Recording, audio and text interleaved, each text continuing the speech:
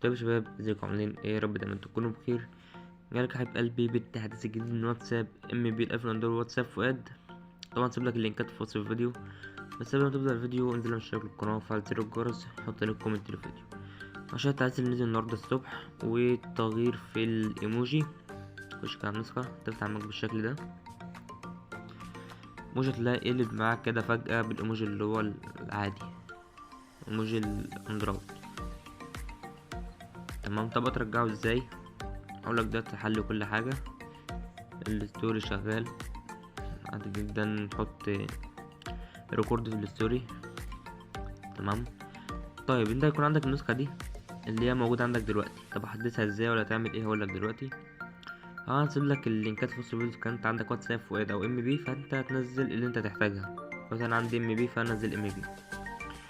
تمام. دي اللي انا نزلتها، فانا هسيبها لك في وصف الفيديو. بعد ما تنزلها تخش كده على المتجر، على جوجل كروم قصدي، تعمل تثبيت، تستنى تحمل معاك.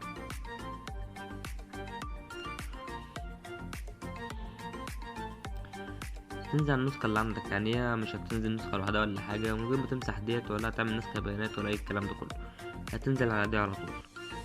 لا كده دي فتحت معاك. تمام. ادي الستوري زي الايفون وكل حاجة زي ما هي. خش في الايموجي، الايموجي رجع للايفون تاني. تمام. كله رجع زي ما كان، والاخطاء كتير اللي كانت في النسخة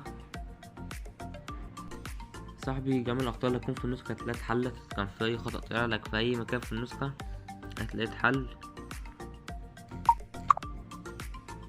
معلش. تمام. بس عشان انا فاتح تسجيل فمش هعمل ريكورد، يعني كل حاجة شغالة في قلب النسخة. النسخة جامدة جدا، كل حاجة رجعت تاني. تمام. ده الشات اللي هو انت بص كده الايموجي رجع. عندك هنا في الستوري دي حاجة نازلة جديدة، اللي هو الريكورد في قلب الستوري. دي حاجة جامدة جدا. ثواني. عندك تقدر تحط اللون الأسمر في قلب الستوري. الناس دي كانت بتلخفي ان هي تحط الألوان، كان عندها الألوان اللي هي زي دي بس كده. دلوقتي عندك ان انت تحط اللون الأسمر في قلب الستوري وتكتب برضو عادي.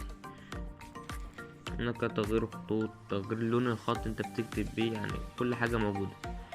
النسخة جامدة جدا.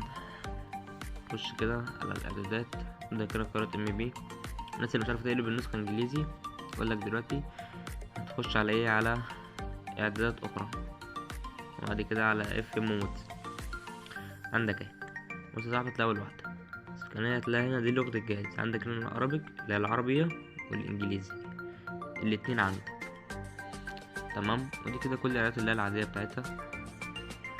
عايز تغير بقى كل حاجة في النسخة موجود فيها، في آخر ظهور، تجاوز مشاهدة مرة واحدة، توقف إشارة محولة، إخفاء شاشة الستوري، منع حذف الحالات، منع حذف الرسايل. هنا بقى لو أنت عايز تسيب النسخة بباسورد وكده، دي بتظهر لك الأشخاص اللي عملوا لك حظر أو غيروا في أداة الخاصية عندهم، كان حد منك حظر أو شال الحظر. تمام. عندك هنا السيم، تغيير الألوان، دي لو أنت عايز تركب سيم بقى من عندك. وهنا كل سيم الوجهات. عندك الشاشة الرئيسية، تقدر مثل النسخة دي انك تقدر تغير كل حاجة في قلب النسخة، من الألوان إذا كان الشكل أو الخط، تقدر تغير كل حاجة. طبعا يكون عندك هنا برضو الخطوط، دي الخطوط كده. عندك الستايل والشكل، تغيير نوع الخط. عندك كده كل الخطوط دي الخطوط كلها انجليزي، دي بيبقى شكل الخط. ده الخط الايفون اللي هو العريض، ودي الخطوط العربي. يعني عندك خطوط جامدة جدا برضو، يعني كل الخطوط موجودة. لو تقلب النسخة انجليزي تفعل الخط، هتلاقي الخط اتفاعل معاك على طول. تطلع ترسل النسخة او تخش تطلع بره النسخة وتخش تاني، هتخش معاك على طول. خلاص صاحبي، انا مش طالب منك في ده كله غير انك تعمل اشتراك للقناة وتفعل زر الجرس. قدرني بس. لينك النسخة هيكون مباشر في وصف الفيديو. خش بتلاقي طريقة تحميل.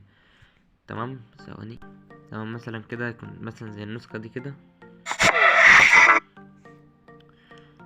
هتلاقي اللينكات كده في وصف الفيديو. عندك دي اول حاجة قناة تليجرام، بنزل على كل حاجة. خش في قناة تليجرام. تمام. دي طريقة تنزيل، دي طريقة تحميل. طبعا دي طريقة تحميل من رابط المختصر. لو انت مش عارف تحمل من الرابط ده او الرابط ده، الطريقة هنا في الفيديو ده. دي رابط تنزيل واتساب فؤاد مكان نسخة المتجر.